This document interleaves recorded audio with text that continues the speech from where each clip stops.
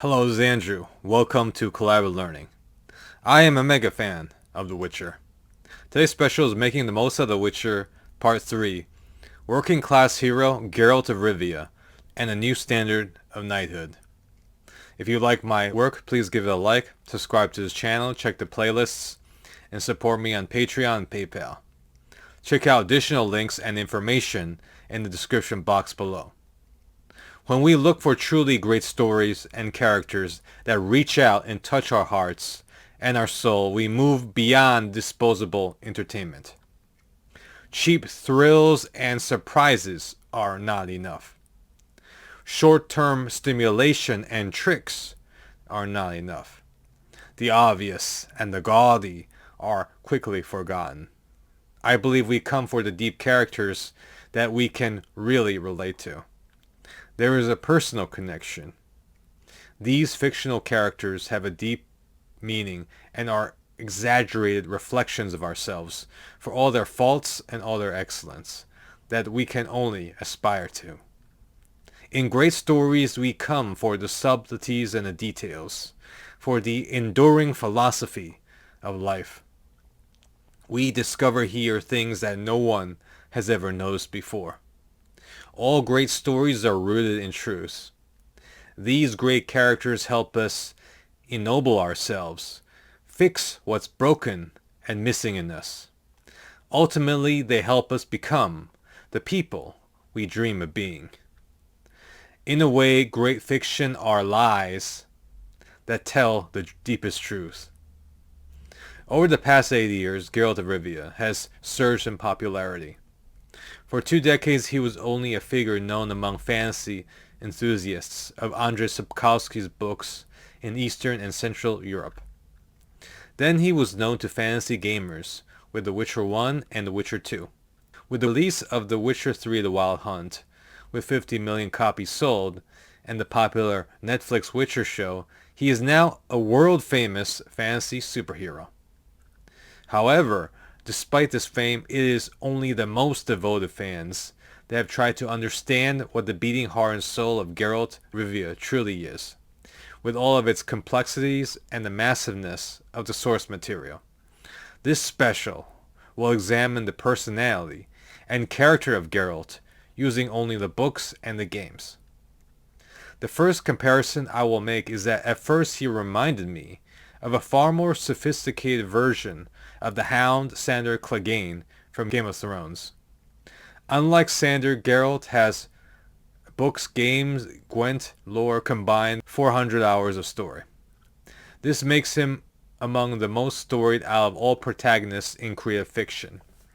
It is, however, not just the length of experience, but the depth of experience that makes him one of the most memorable characters. He is the most complex and wise out of all pop culture characters I've ever seen. I can call him the James Bond and Indiana Jones of fantasy, but he's much more than both.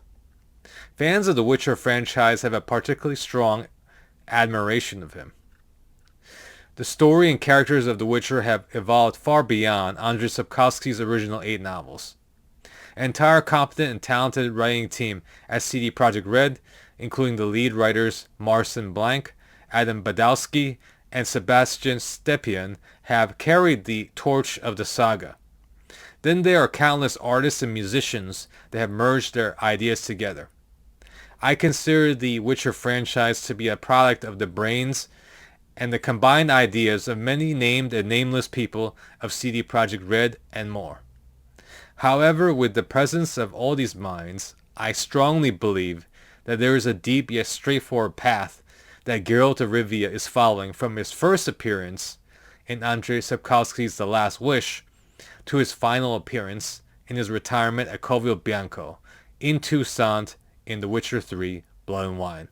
It's a deeper meaning that all these creators may have intentionally tried to express. Conversely, it could have appeared on accident. Throughout Andrzej Sapkowski's books and CDPR games, it is evident that they believed that medieval knights were hypocrites, ideological, corrupt, delusional, and excessively romantic. I believe that The Witcher was Andrzej Sapkowski's solution to the problematic aspects of knights. All readers of the book know that Sapkowski was heavily influenced by the saga of King Arthur. I believe that the novels are Sapkowski's more realistic and grounded interpretation of medieval fantasy. Geralt the Witcher is a new and better type of knight-errant or ronin. He is a working-class hero. The knight struggling in the darkness without golden feathers. I believe that the Witcher's journey is not just a hero's journey, but a wisdom quest and a quest for wholeness combined. The long quest is the great test, and its consequences is what psychologists refer to as an integrated personality. The result is that the lost parts of oneself are uncovered, and the Witcher is able to live wholeheartedly again as his complete self. In The Last Wish, Geralt begins his journey as a mentally damaged hero. He is loyal to his oaths as a Witcher, to slay monsters and stay on the path. But his youthful idealism has long been shattered since his first contract as a Witcher. Geralt knows that he will always be discriminated and feared as an outsider and alien to human society. He believes that his destiny will be like all Witchers that came before him. They all died in a final battle. So Geralt believes that his path will end the exact same way. And it's a recurring urban legend throughout the novels and the games that Witchers like Geralt have all their emotions purged out of them through mutations. This couldn't be more untrue. What has happened instead, as in Buddhist Zen, is Geralt started to embody the saying that when living in the world, don't attach yourself to the dust of the world. Stay unattached. That is the way of a true Zen student. Ride the wave of the rise and fall of empires. I can imagine that Geralt's frequent meditation sessions have something to do with this.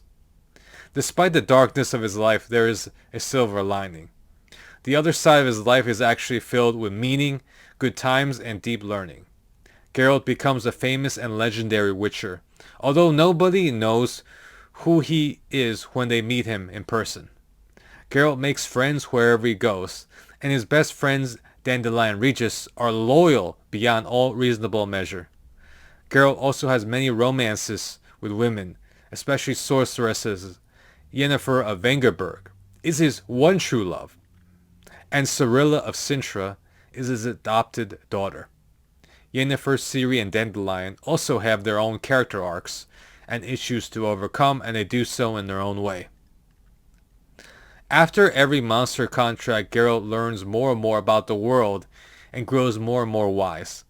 He understands that the human and monster heart and the structures that govern civilization, from the highest and the lowest, from kings to beggars. With his biting sarcastic wit and piercingly accurate statements of observation, Geralt gets straight into the heart of things. With his critical thinking skills, he can defeat enemies with cleverness rather than with a battle. Like Sun Tzu, he has learned to win and solve problems in the most reasonable way he can. Geralt develops into a stoic philosopher and a warrior. He is one who despises pretentiousness and politics. He disregards the pursuit of power and riches of the world as meaningless things. Although he is bound by the oaths of objectivity, neutrality, and not involving himself in politics, Geralt's moral judgment often gets the best of him. He becomes what psychologists call the observing ego, the third eye. He sees and approaches situations detached and not how people want them to be. He is cynical of all ideologies, whether political or intellectual. He is the voice of reason, where his lizard eyes pierce through and see the human heart, when others fail to do so. Geralt's choices did not always lead to the best outcomes. Sometimes the very opposite. But his conscience could live with it, as his actions were pure. Besides hard choices, there was also the constant threat of his death. Regardless, Geralt remained loyal to his oaths as a Witcher, and at the same time a disappointed idealist to the core.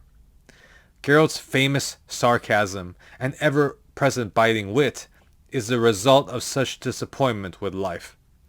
He is surrounded by a deeply flawed and corrupt world, yet treads the path regardless. He is like a Japanese kamikaze pilot and a Roman stoic like Cato the Younger. In him, there are also elements of the knights Percival and Galahad. They all valued personal honor more than their lives. Why? Because, as the Stoics like Seneca taught, you have to live with your bad deeds for the rest of your life, no matter what you think of right now. And since the beginning of time, many people with no responsibilities to others have felt the same way. They lived like they had nothing to lose. They could risk it all. For young people, living vicariously through a character like Geralt gives them the emotional energy to carry on the struggle, not because it's easy, but because it's meaningful. In the quest, there can only be one. Geralt of Rivia is honored with the holy sword Erendite by the goddess of chivalry and Lady of the Lake. The 5 chivalric virtues are generosity, bravery, compassion, wisdom, and honor. On the stone tablets is declared that Geralt of Rivia possessed bravery throughout his life, and did not hesitate to stand against the majority, no matter the consequences, that he was capable of great sympathy to others. He acted compassionately and never turned a blind eye to those of misfortune. He always stood in defense of those that were wronged. Despite his humble means, Geralt lived a life of generosity. By being generous, he secured dignity in life and peace in death. He was truly an honorable man who stood behind his actions, faced every challenge, and always refused to lie.